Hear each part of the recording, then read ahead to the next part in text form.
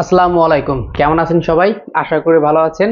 আজকে আমি আপনাদেরকে দেখাবো 2012 মডেল একটা নিশান টিরা।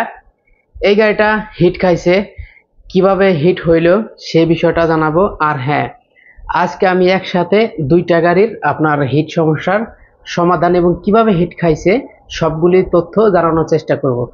তো ভিডিওটা না টেনে পুরোটা দেখার চেষ্টা করুন। এই গাড়িটা টিডা, এটা ওয়াটার পাম্প লিক হয়েছে, একটুখানি লিকের কারণে আজকে ইঞ্জিনটা আপনার শেষ। কিন্তু আরেকটা গাড়ি এটার সাথে আমি হেড খুলবো, সেটা করলা 2008 মডেল। এই গাড়িটাও আপনার হিট খাইছে, কিন্তু এটার না কোনো লিক আছে, না কোনো ফ্যান, না রেডিয়েটর, সব কিছু ঠিক থাকার পরেও গাড়িটা হিট হয়েছে। কেন হিট হয়েছে সেটা আমি এই ভিডিওর মাধ্যমে দেখাবো। তো যদি সবগুলি প্রশ্নের উত্তর জানতে চান তো এই ভিডিওটা দেখতে থাকুন।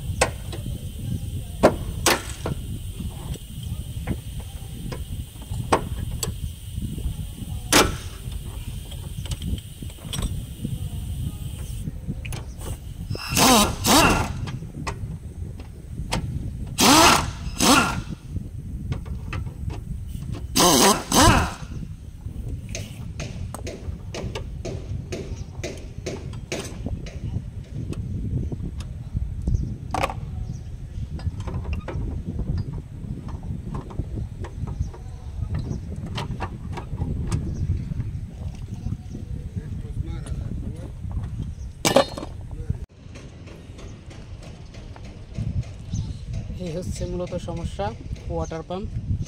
দেখুন এইখানটায় লিক, এই লিকটার কারণে কিন্তু আপনার ইঞ্জিনটা চলে গেছে। দেখুন, কারো গাড়ির যদি ওয়াটার পাম্প খারাপ থাকে সেটা অবশ্যই লক্ষ্য রাখবেন। এই ওয়াটার পাম্পের দেখুন কীভাবে সাউন্ড করতেছে।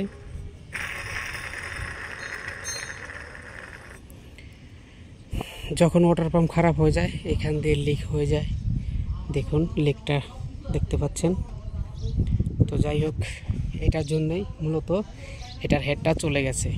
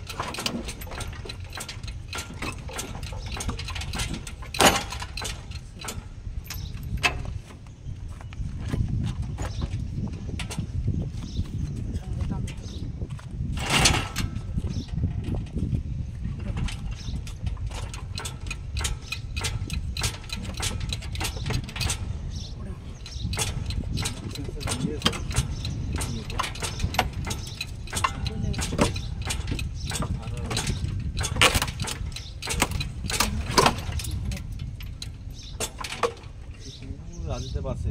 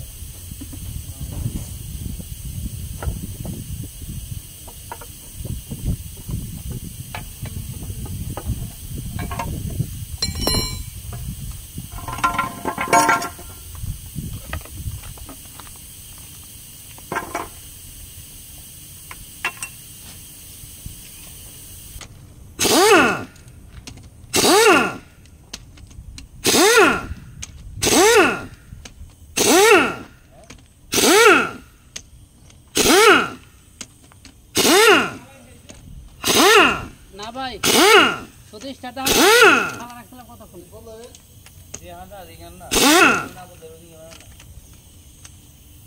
কত দিগান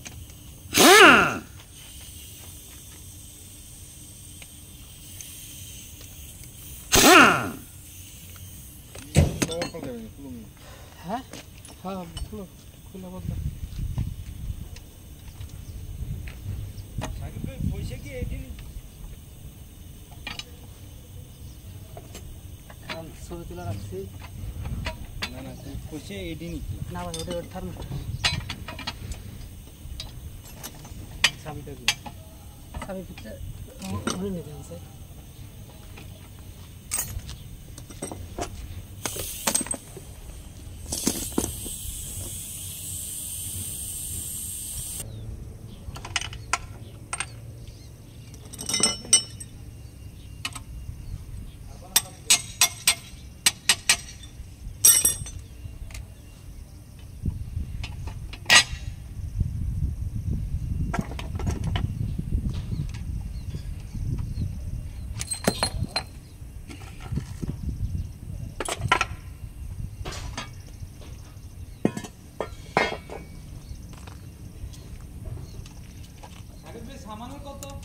সামনে দূরে আল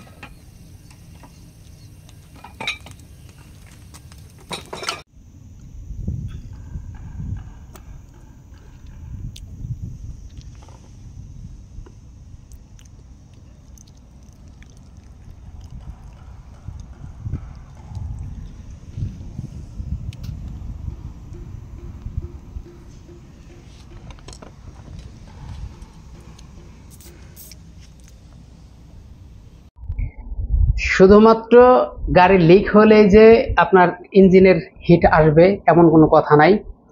আমরা সকলে জানি যে ফ্যান, থার্মোস্ট্যাট, তারপর আপনার পানি লিক, রেডিয়েটরে যদি ময়লা থাকে, এইসব কারণে আপনার একটা ইঞ্জিনে হিট হয়ে যায়।